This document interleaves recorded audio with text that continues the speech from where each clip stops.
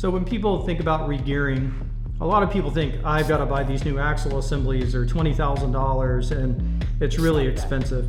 For most cars, that's not the case. You can simply change the ring and pinion, the bearings, and sometimes the carrier that the differential hooks to, and it's a lot less expensive, and it's more cost effective and affordable. So you saw a gear set online, you got a quote for installation, and you're like, I could save myself that labor by doing the installation myself. For most people, that's probably not the best course of action, just because of the specialty tools and the detailed knowledge it takes to set one of these up properly for a long and successful gear install.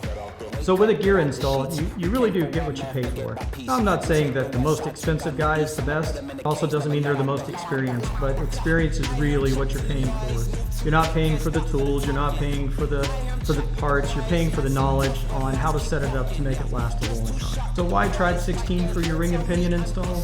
There's a lot of shops out there that install ring and pinions. Tribe's been in the racing industry for a long time, and they've learned the ins and outs of gearing under harsh environments and know how to apply that knowledge into your street-driven vehicle so that the gears last a good long time and you don't have issues.